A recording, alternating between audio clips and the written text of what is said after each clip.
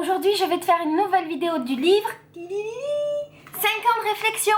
Alors si tu ne te souviens pas du principe de ce livre, c'est un livre qui me pose des questions tous les jours pendant toute l'année. À la fin de l'année, je reviens au début, je réponds à toutes les questions et je fais ça pendant 5 ans. Le but du jeu c'est de savoir comment j'ai évolué sur les questions et je sais pas moi, qu'est-ce que je suis devenue, tu vois, dans les 5 ans. Alors, la semaine dernière, on s'était arrêté à la question du 15 mai qui était quelle est votre plus belle réussite et j'avais répondu que c'était mon mec. Il était intervenu pour dire que j'avais gâché sa vie, mais moi je maintiens que c'est quand même grâce à moi qu'il en est là aujourd'hui et qu'il est à peu près potable. Pas vrai?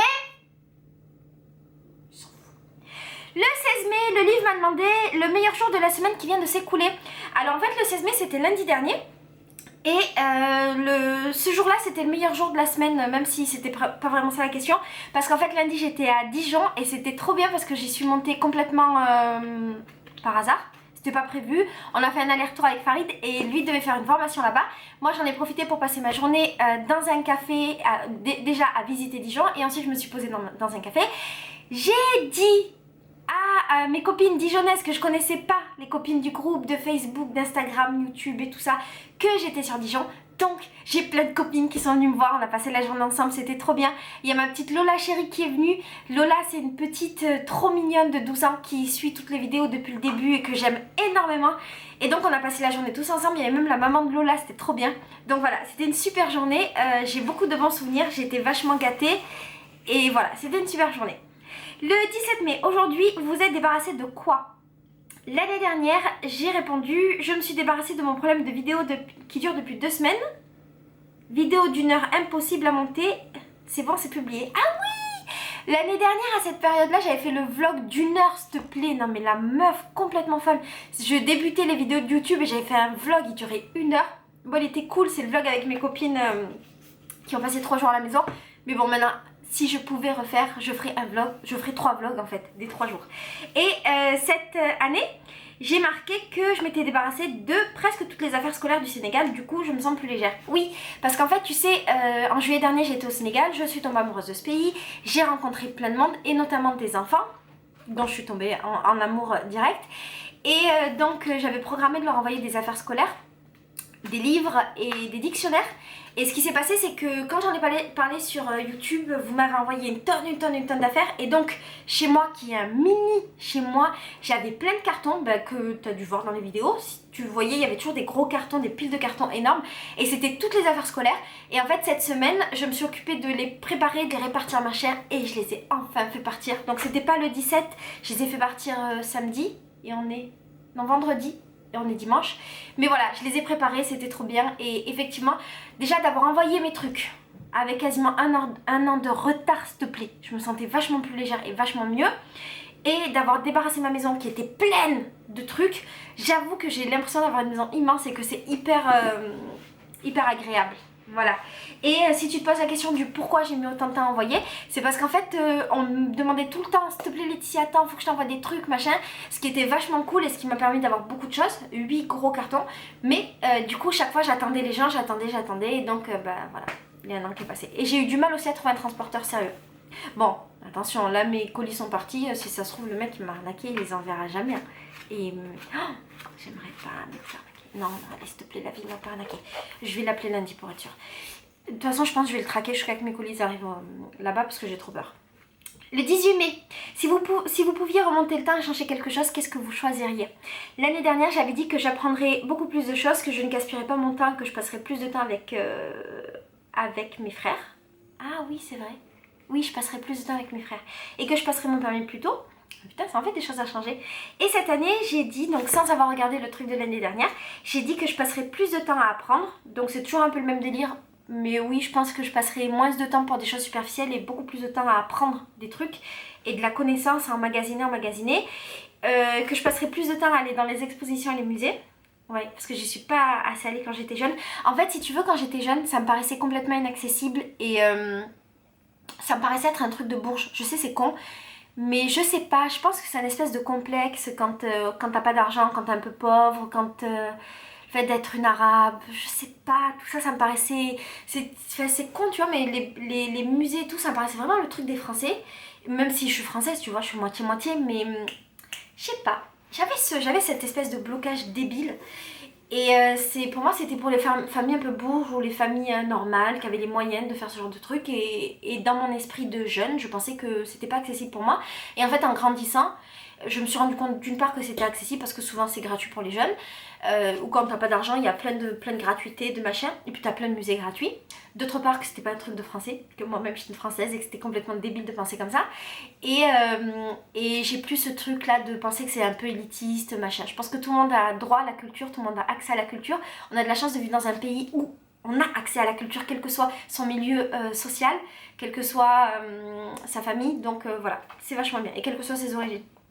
Donc oui, si je pouvais revenir en arrière, j'aurais pas ce type de barrière complètement débile. Et surtout, si je pouvais revenir en arrière, je n'achèterais pas de vêtements et je partirais en voyage. Parce qu'en fait, tu sais, j'ai travaillé très très jeune et j'ai eu du coup de l'argent, mais jusqu'à très longtemps, mon argent il servait pour ma famille. Donc moi, je travaillais et puis c'était pour l'argent de la maison. Mais ensuite, quand j'ai eu mon appartement, donc même si j'aidais toujours ma famille, j'avais de l'argent pour moi et j'ai dépensé énormément d'argent dans les vêtements. Quand j'étais très jeune, j'avais un gros côté superficiel. Même si je dis pas que quand t'achètes des vêtements t'es superficielle, mais moi dans mon cas c'était de la superficialité parce que je voulais juste être jolie, je faisais vachement attention à mon apparence, à ce que les gens pensaient de moi, machin machin. Et du coup j'ai dépensé énormément d'argent dans les vêtements, beaucoup beaucoup beaucoup. Je suis jamais partie en vacances et en fait c'est pareil, j'avais des blocages, je pensais que les voyages c'était un truc de famille riche et que moi je pourrais jamais voyager. Et d'ailleurs, j'ai jamais voyagé en mode honnêtement mec, c'est-à-dire que avant d'être avec Farid, avant d'avoir 25 ans, j'étais jamais partie en dehors de la France. J'avais fait un ou deux voyages, mais un peu pété. Et ça me paraissait complètement inaccessible. Et en grandissant, tu vois, je me rends compte que, en fait, non, tu vois, dès que t'as 18 ans, tu prends ton sac à dos, tu te casses, t'as pas besoin de venir d'une famille riche, c'est n'importe quoi. Il te faut juste à peine de l'argent pour t'acheter ton billet, et dans ce cas-là, bah, si tu travailles, t'as ton argent. Et ce que je trouve complètement ouf, c'est que moi j'ai toujours travaillé, j'ai toujours de l'argent, et cet argent-là, il est toujours parti dans de la merde, et je trouve ça trop dommage. Donc à refaire, je garderai mon argent et je ferai des voyages. Tu vois, mettons toutes mes périodes scolaires où je glandais chez moi, où je passais mes journées à boire des cafés à Marseille, ce qui est le cas, tu vois. Je passais mes journées sur le port avec mes copines. Toutes ces vacances de congés payés que j'ai passé à glander à Marseille aussi, bah à refaire, je partirai en voyage. Voilà, un sac à dos. Et mes frères, depuis qu'ils ont 18 ans, je les emboucane, je leur dis partez, partez, partez. Travaillez un mois d'été et l'autre mois vous partez en vacances. Partez, il faut voir le monde, les jeunes là qui me regardaient. Votre argent, utilisez-le pour des choses qui vous nourrissent. Et les vêtements, ça ne nourrit pas. Les choses superficielles, ça ne nourrit pas. Un voyage, ça t'apprend tellement la vie. Tellement. C'est ce que je ferai faire à mes enfants. Mes enfants, ils connaîtront les voyages toute leur vie. Et je leur apprendrai que les voyages, tu peux les faire en étant un clochard. Et t'es pas obligé d'avoir de l'argent dans la vie pour faire des trucs. Vraiment. Après, le 18 mai, la chose la plus créative que vous avez fait dernièrement. Alors l'année dernière, je peignais beaucoup à cette période de l'année. Tu dois te souvenir, sur Instagram, j'avais fait plein de tableaux et j'étais dans mon délire vidéo, montage vidéo et tout, j'apprenais, c'était merveilleux. Ça me prenait énormément de temps pour faire une vidéo, je mettais des heures et des heures et des heures. Et je disais mes livres-jeux, ouais, j'avais acheté plein de livres que je dois te présenter dans pas longtemps, plein de journaux, de livres-jeux, machin, et j'avais marqué ma vie est merveilleuse, parce que oui, ma vie était merveilleuse à cette époque-là.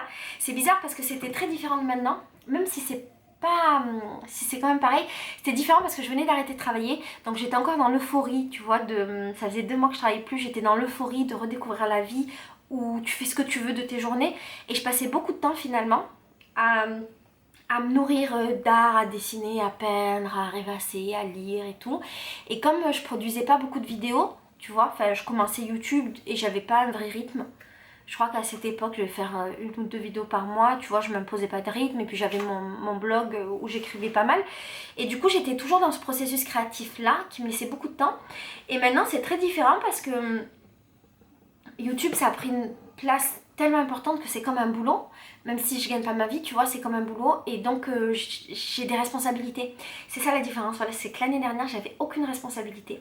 Je faisais ce que je voulais. Et maintenant, j'ai une responsabilité qui est de sortir une vidéo par jour, voire 2 vidéos par jour le dimanche. Donc, voire 2 vidéos par jour aussi le samedi. Donc, ça me fait entre 7 et 9 vidéos par semaine. Cette responsabilité, je l'accepte avec plaisir. Je l'aime parce qu'elle me nourrit beaucoup. Mais du coup, mon quotidien est moins léger que ce qui pouvait être l'année dernière. Et d'ailleurs, quand j'ai répondu à cette question, j'ai réalisé que je peignais plus, que je prenais plus le temps de faire mes livres-jeux, que je prenais plus le temps de lire. En ce moment, je lis pas beaucoup, ce qui est pas bien. Mais c'est parce que j'ai plein de déceptions amoureuses de livres. Et en fait, j'ai envie de reprendre un petit peu le temps. Mais pour reprendre le temps, il faut que je m'avance beaucoup dans mes vidéos, donc il faut que je travaille beaucoup. c'est difficile de trouver un bon équilibre.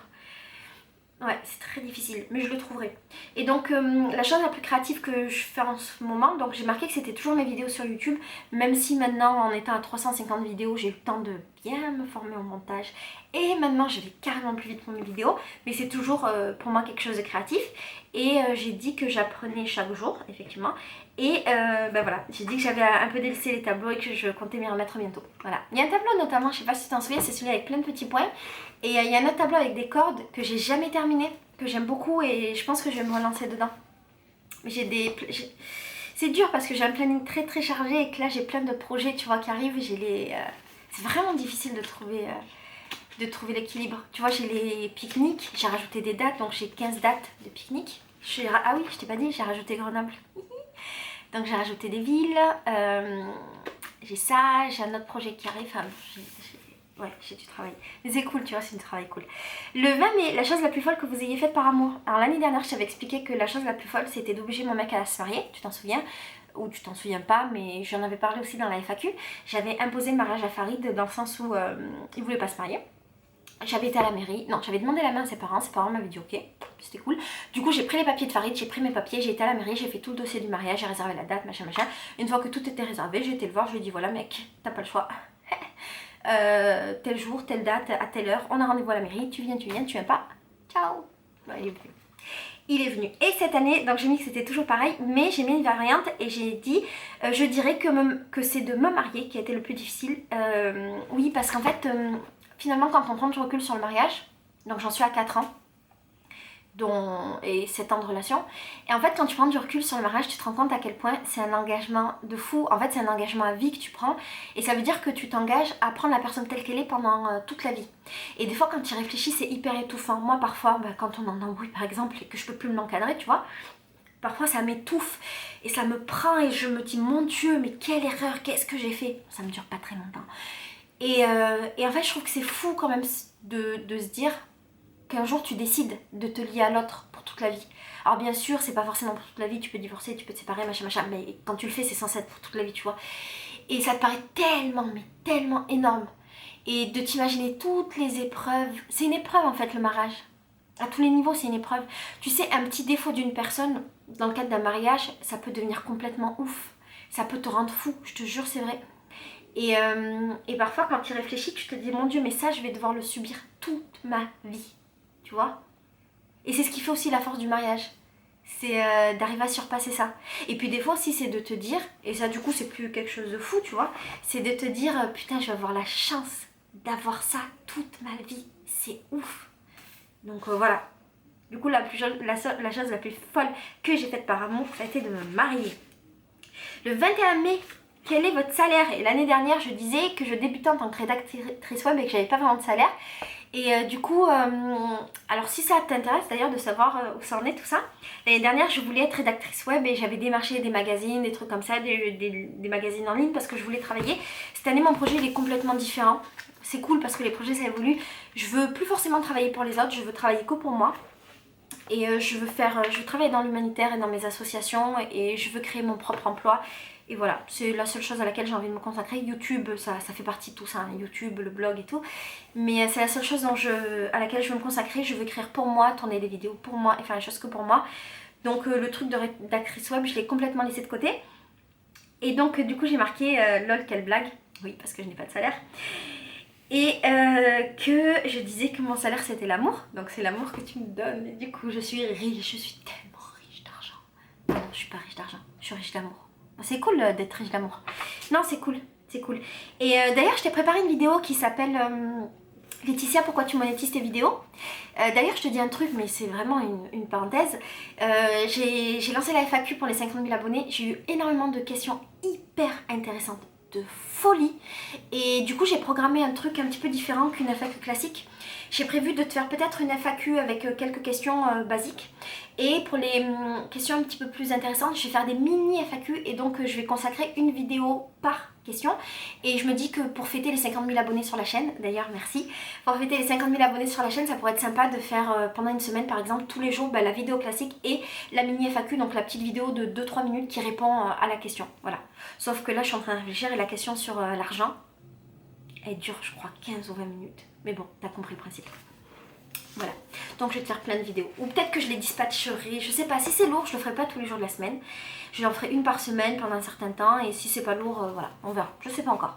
Mais en tout cas, c'était génial. J'ai pas eu de questions pourries, j'ai eu que des questions intéressantes et je suis super contente. Le 22 mai, de quand date votre dernière conversation intéressante? Et c'est aujourd'hui le 22 mai? Ah oui, c'est aujourd'hui. Donc j'ai répondu que je dirais chaque jour avec mon mec. Oui, parce qu'on a chaque jour des conversations intéressantes. Ce matin, j'ai discuté... Non, c'était cet après-midi, j'ai discuté avec Fabien Licard, qui est mon poteau de YouTube, que j'aime beaucoup. Et on a une conversation hyper intéressante. J'apprends toujours des trucs quand je discute avec lui. Et en plus, je dois t'avouer que je suis en admiration totale devant ce mec, parce que je le trouve tellement intéressant et intelligent. Donc, j'aime trop quand il m'appelle pour qu'on discute. Donc, j'étais trop contente. Et hier aussi j'ai discuté avec ma pote Magalère que j'aime de tout mon cœur. Ma pote Magalère en fait c'est une fille que j'ai connue grâce à YouTube, c'est une de mes premières abonnées. Et en fait on s'est liés d'amitié et depuis un an on se parle tous les jours. Voilà, et c'est toujours intéressant, donc c'était avec elle. Voilà, et c'était trop cool et c'était à propos de la chaîne. On a beaucoup de conversations, c'est elle qui me... Avant de faire un truc je lui demande toujours son avis. Et son avis est toujours très intéressant et très intelligent et très juste surtout. Et c'est fini. Parce qu'on est le 22, voilà. Qu'est-ce que je vais dire? Ben voilà, je te fais des bisous, je t'aime très fort. Je te dis à demain. Demain ça va être cool parce qu'on va parler d'un livre, on va parler de Boris Vian. Et j'adore Boris Vian. Mais j'adore. Voilà, je te fais des gros bisous. Je t'aime très fort. Ciao.